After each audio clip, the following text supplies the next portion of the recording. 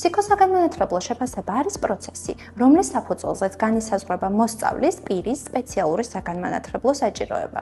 შეფასება გულისხმობს პროცესს, რომლის დროსაც ფსიქოსაგანმანათლებლო შეფასებისა და კონსულტირების სპეციალისტი ან სპეციალისტები აფასებენ თქვენი შვილის ან ზრუნვის ქვეშ მყოფი პირის ძლიერ მხარეებსა და საჭიროებებს, რაც მნიშვნელოვანია სწავლასთან დაკავშირებულ გამოწვევებთან გასამკლავებლად. ფსიქოსაგანმანათლებლო შეფასების მიზანია მოსწავლემ მიიღოს მხარდამჭერი მომსახურებები და სრულყოფილად შეძლოს სასწავლო პროცესში ჩართვა.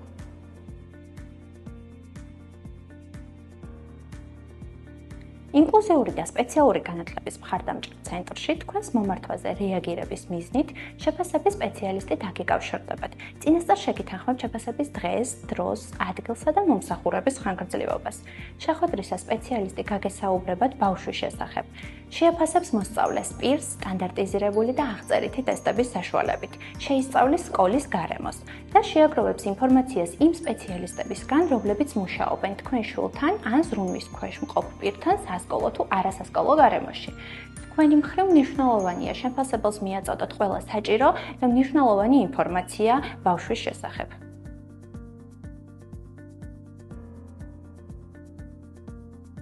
შეფასების პროცესში სპეციალისტი მოიპოვებს ინფორმაციას თქვენი შვილის ან ზრუნვის ქვეშ მყოფი პირის წერის, კითხვის, თხრობისა და მათემატიკური უნარების შესახებ. ასევე იმაზე, თუ როგორ შეუძლია ბავშვს ყურადღების კონცენტრაცია სხვადასხვა აქტივობის შესრულებისას, როგორ იმახსოვრებს ინფორმაციას ან გეგმავს და გადაჭრის პრობლემებს. გარდა ამისა, მნიშვნელოვანია შეფასდეს, როგორ შეუძლია მას საკუთარი სათქმელის გაზიარება, თანატოლებსა და უფროსებთან ურთიერთობა, როგორ გამოხატავს ემოციებს და იქცევა სხვადასხვა გარემოში, იცავს თუ არა უსაფრთხოების წესებს. შეფასებისას სპეციალისტი აკვირდება, როგორ გადაადგილდება მოსწავლე პირი და როგორ მანიპულირებს მცირე ზომის საგნების გამოყენებით. ბოლოს კი აფასებს ბავშვის დამოუკიდებლად ფუნქციონირების უნარებს. მოპოვებული ინფორმაცია გვეხმარება გავიგოთ სწავლის სირთულეების შესაძლო მიზეზები და განვსაზღვროთ მხარდაჭერის შესაბამისი სტრატეგიები.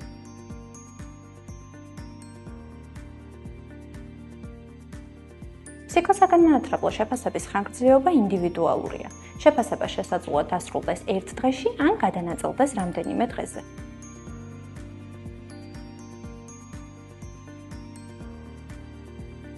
ფსიქოსაგანმანათლებლო შეფასების შემდეგ სპეციალისტი ამზადებს წერილობით დასკვნას, რომელიც ეგზავნება მოსწავლის მშობელს, კანონიერ წარმომადგენელს და ან საგანმანათლებლო დაწესებულებას.